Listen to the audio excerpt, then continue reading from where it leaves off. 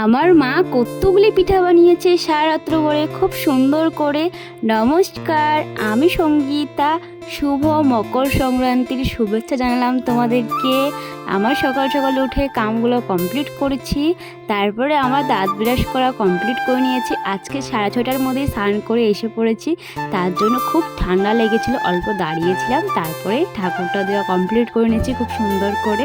আর আজকে আমি ঠাকুরকে কদমা দিয়ে পূজা, আমার বাবা আজকে সকাল সকাল স্নান করে এসে পূজা করছে।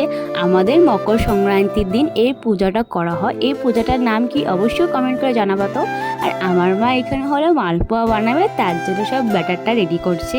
এটা হলো গুড়ের জল সুন্দর করে মেখে নিয়েছে, আর তেলটা গরম হয়ে গেছে। এখন মা মালপোয়াটা ভেজে নিচ্ছে। কার কার মালপোয়া খেতে ভালো লাগে অবশ্যই আমাদের ঘরে চলে এসে পড়ো। মালপোয়া বানাচ্ছে, এদিকে বানাচ্ছে পাটিসাপটা, যেটা হলো নারকেল দিয়ে বানায় খুব সুন্দর করে। আমাদের ঘরে 2টা পিঠা কমপ্লিট। আর এখানে বানাচ্ছে হলো কুলি পিঠা, যেটা হলো এটাও নারকেল দিয়ে হয় আর খুব সুন্দর করে বানানো হয়। এটা হলো কলা পাতা দিয়ে একটা পিঠা হয়ে গেছে। আমাদের ঘরে 5 রকমের 6 রকমের পিঠা বানানো কমপ্লিট হয়ে গেছে। মা দেখতেই পাচ্ছ খুব সুন্দর করে আমার মা পিঠা বানিয়েছে। অবশ্যই তোমরা চলে এসে পড়ে আমাদের ঘরে খাওয়ার জন্য, তোমাদেরকে ইনভাইট করলাম। আমার মার পিঠা বানানো কমপ্লিট হয়ে গেছে। আমি দাদু, দিদা, ঠাকুরদার জন্য সব রেডি করেছি, এইখানেই দিয়ে দিব।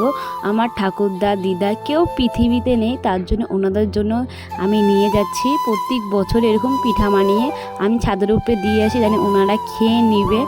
সো তোমাদের ভিডিওটা কেমন লেগেছে অবশ্যই কমেন্ট করে জানাবে। আর কারা কারা পুরো ভিডিওটা দেখেছো অবশ্যই কমেন্টে তোমাদের নামগুলি বলে যাবে। So by.